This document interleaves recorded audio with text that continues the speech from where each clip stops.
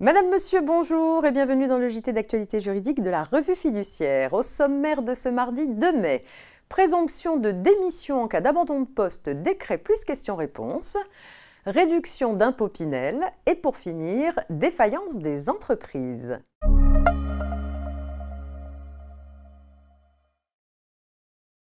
La présomption de démission en cas d'abandon de poste a été instituée par la loi Marché du travail du 21 décembre 2022. Le décret permettant son entrée en vigueur a de son côté été publié au journal officiel du 18 avril 2023.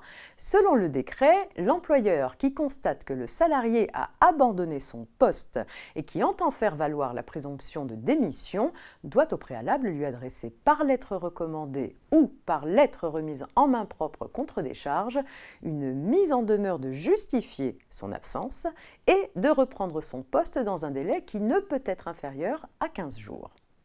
Le salarié est présumé avoir démissionné à l'expiration de ce délai, sachant qu'il peut toujours se prévaloir auprès de l'employeur d'un motif légitime de nature à faire obstacle à une présomption de démission.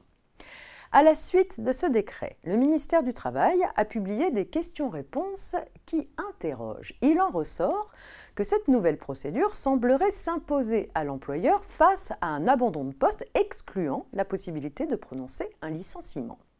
Questionné à ce sujet, le conseiller presse du ministère du Travail a répondu qu'il ne fallait pas surinterpréter la formulation employée dans le question-réponse et que celle-ci, je cite, n'exclut pas l'application d'un licenciement pour faute. Fin de citation. À suivre donc.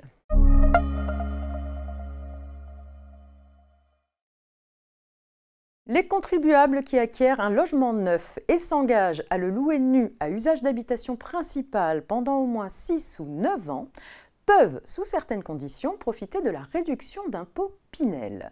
Les ressources du locataire ne doivent notamment pas dépasser certains seuils en fonction de la composition du foyer fiscal.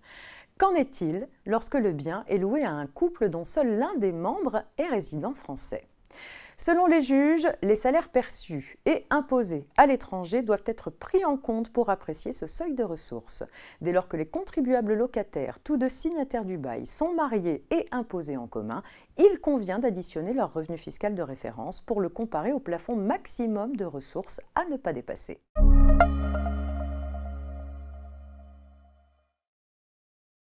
Les chiffres du premier trimestre 2023 sont tombés après une baisse historique en 2021 liée aux aides étatiques anti-crise. Le nombre de défaillances d'entreprises retrouve son niveau d'avant-crise. Avec 14 317 défaillances enregistrées entre le 1er janvier et le 31 mars 2023, ce trimestre affiche une hausse de 43,6% par rapport au premier trimestre 2022. Le nombre de faillites se situe au même niveau qu'au premier trimestre 2018. Les TPE sont les plus touchées, mais les PME et les entreprises de taille intermédiaire ou ETI ne sont pas épargnées, avec un niveau de défaillance jamais atteint depuis 2015.